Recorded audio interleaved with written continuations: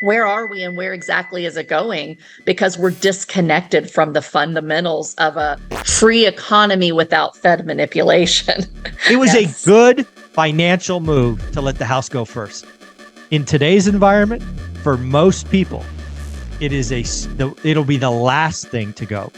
That people have hope that everything's going to be fine and we're just going to have this soft landing and the Fed is going to win and there's no pain. I think the risk of that is thinking that because the pain didn't happen quickly and deep, that no more pain is coming. And I think credit cards are the easiest thing to go up. We're not paying that one. So you need to look at where are the distressed sellers? Where are the motivated sellers? How can I create win-win deals that helps them out of a difficult situation and also allows it to make sense for me financially to do the deal? Folks, I don't know if you've heard, but delinquencies on residential mortgages are up. And if you do it on a percentage basis, you could even say something like they're up 30%, which again, when you use small numbers, the percentages seem kind of scary. But what I thought I should do with someone who went through the last cycle as I did, I thought we should jump in our time machine and just remember what actually happened last time, because there are some doomers out there talking about this delinquency spike being the second coming of the Great Recession and a Category 5 hurricane is amongst us. That makes for great videos, I guess, but I'm not sure it is reality. Anna, we went through the GFC last time. We saw it up close and personal. It was painful and frankly something I never hope to experience again. Right. The level of pain and suffering that I saw around me was next level.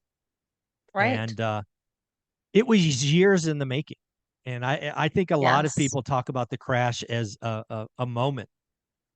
It was not a moment. It was Right. years and years in the making, and then years and years to resolve. So when you think about delinquencies spiking and you kind of put your old GFC experience on, my memory says it started in subprime, but there was a lot of contagion after that. But what do you remember about, the beginning of the pain last time? Sure. A great question because I've learned so much from what I didn't know at the time that really, caused us a lot of pain because we were not prepared. But at the time, I remember, real estate kind of peaked in 2006, but you never know when the peak is till you look back in hindsight. Yeah. You can tell we got close or we were close to a recession or there were recessionary conditions, but until it's declared and you go, wait a second, here's the formal peak and here was the formal recession, there were 2 to 3 years between those points, and many things happened very, very, very slowly in that 2 to 3 years. When we look back at the GFC and we see real estate actually peaked in 2006, people were still buying as if it was the peak in 2007. I know I was, right? People were still borrowing money. I bought a building in 2007, 100% financing. The lender gave me 90% and let me open a credit card to put the other 10% on. That's the kind of financing that was there, despite the fact that we had just crossed a peak. We got SBA loans to start new businesses. And so I thought the economy was doing great. And although there were some news articles looking back that said, hey, there's a warning here, we need to be careful of this.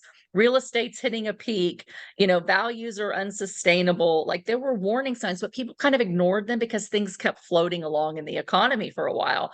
And I see some of those same things now, Michael, is that because there's been all these warnings, like you and I have been warning for over a year and a half now, like pain is coming. We need to prepare for a recession. We need to prepare for hyperinflation and the Fed having to raise rates. It's been a slow churn and the market's still going up. Things are so disconnected from fundamentals that people have hope that everything's going to be fine and we're just going to have this soft landing and the Fed is going to win and there's no pain.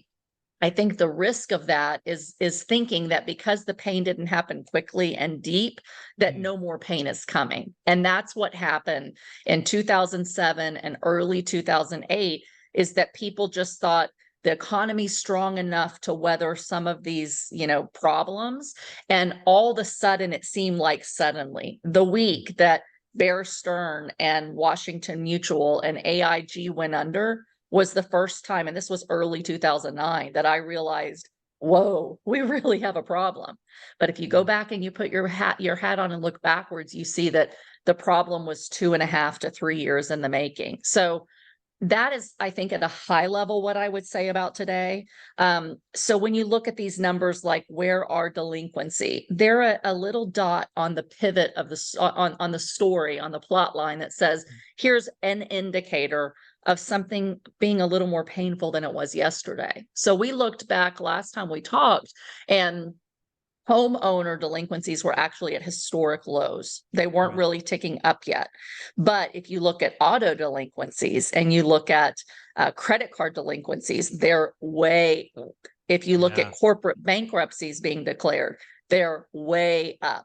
But housing has been pretty resilient. So housing being, the delinquencies being up, alone wouldn't worry me that much, because you're comparing it to last year, which was an all-time low. And Right. so anything off of an all-time low is going to be a big percentage, even though the number may not be that many.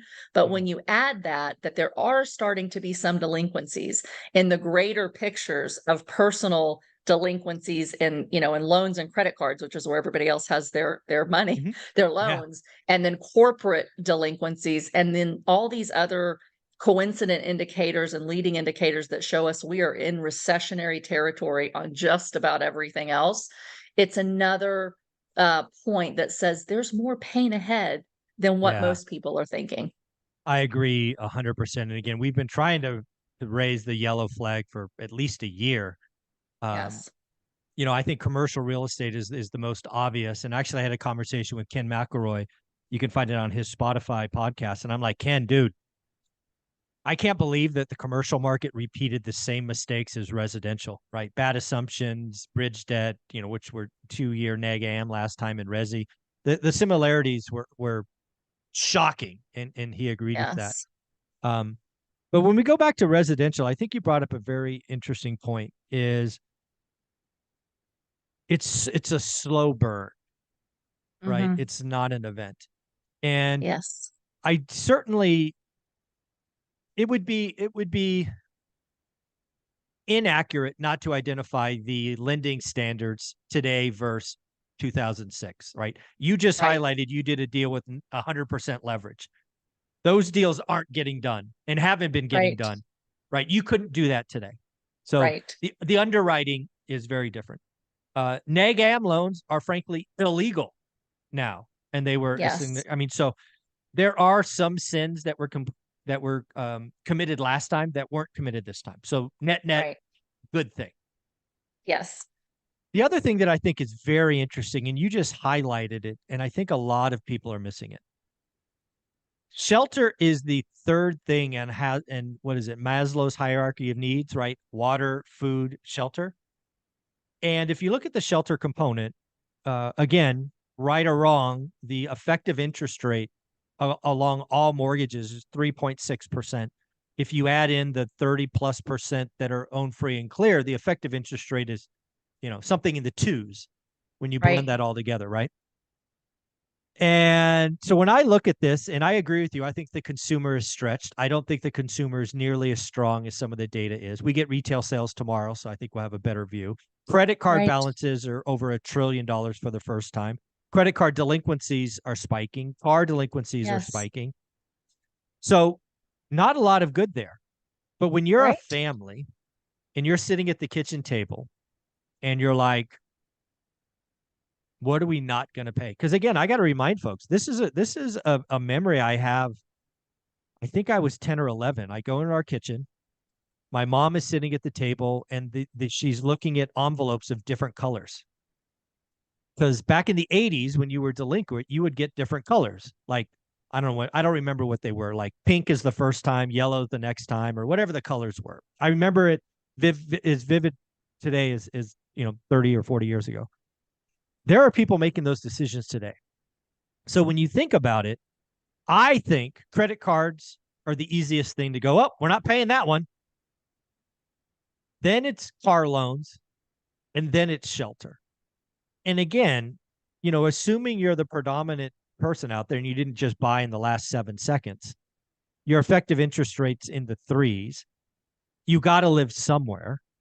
You have family, maybe you get room. I mean, unemployment's going to pay folks enough to probably pay their mortgage if you got it in 2020 or 21 Right. or 2020 and 2021. So when I look at the residential space, yes, delinquencies will go up because they have to from an all-time low. They are still below historical averages, which coincidentally Yes. nobody talks about. Way below. Yeah, I just don't see. I think there will be so many signs coming. And oh, by the way, the biggest elephant in the room, mortgage lenders have learned that foreclosing on everybody is bad. Extending and pretending via forbearance is good. So if we got to a Yes. time where delinquencies tripled, quadrupled, quintupled, you don't think they would just roll out that 90-day, forbearance period again? Come on, really? Are we not going to pretend that that's what they're going to do? So Right. those are kind of my thoughts when I look at all of this. Yeah, I agree with you there. And it's one of the reasons that I don't think, although I think that there's more pain ahead, I might call it a category 3 unless some other exogenous Yeah, factor makes it turn into a two, category two 5 storms really merged quickly. together.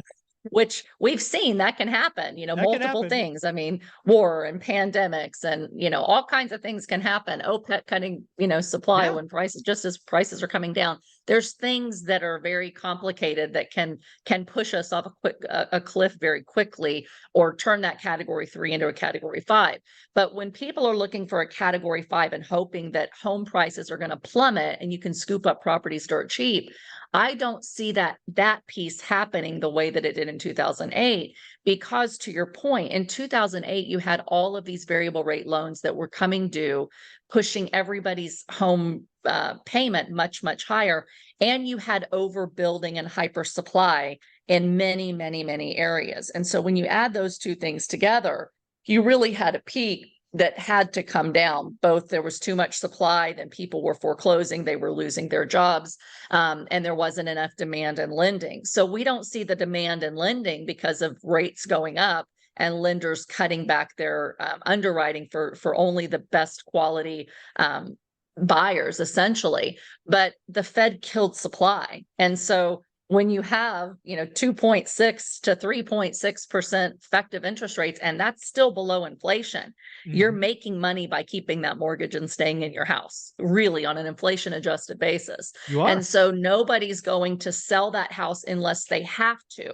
So it's where is the consumer in terms of the distress, and how is that relative to all the other people in their area? Because if you're in an area that, let's say I'm going to pick on Detroit, that was like Detroit, where the entire auto industry left, and so everyone lost jobs. So in that area, there was a major increase of supply. Unless you have something like that happening in a particular sector or a particular area that really doesn't have a lot of employers or diversity in the industries of the employment, those areas could still hit something similar to 08 and 09 if major employers leave and then they have to move. But barring that, if you're in an area that has a lot of diversity in terms of employment options, like you said, you might lose a job, but you go on unemployment and you can probably still find another job. So you're only really going to have people that move for divorce, death, and job relocation for the most part. Most people are going to say my home is my only asset. And if I have to declare bankruptcy to wipe out credit card debt and car loans and anything else, they won't lose their house as long as they keep paying their house payment. So Mm-hmm. I think supply stays low relative to demand, or at least flat. And that's going to keep us from having a major housing recession when it Yeah. comes to house values plummeting. Although, if the economy gets worse and worse and worse, and we start to see a lot of, corporate bankruptcies, which I still think could happen, For and a sure. lot of banks starting to continue to experience pain, that could cause those unemployment spikes that could cause more people to have to move for jobs. And it could start depressing prices a little bit if you have an uptick in supply as a result. So don't think the pain is over. Don't Oh think there's going to no. be no dip in housing values. There isn't, as long as people aren't incentivized to move and sell, and as long as rates are high relative to what they have today. But there could be more pain ahead, and I expect that there will Yeah. be. And within that, there will be pockets of opportunity. So you need to look at, where are the distressed sellers?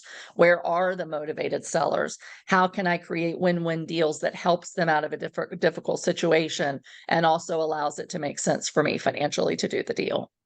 Yeah. At the end of the day, having gone through the last crisis and see what's kind of festering today, in the last crisis, you were sitting around the kitchen table, back to my mom doing that in the 80s. The house was was the option. You had to let it go, right? You probably had a variable rate loan. It went Right. from $1,000 payment to 3,500. Rent, a rent equivalent at the time was 1,200. So, while the teaser part of that loan was there, it was easy to stay.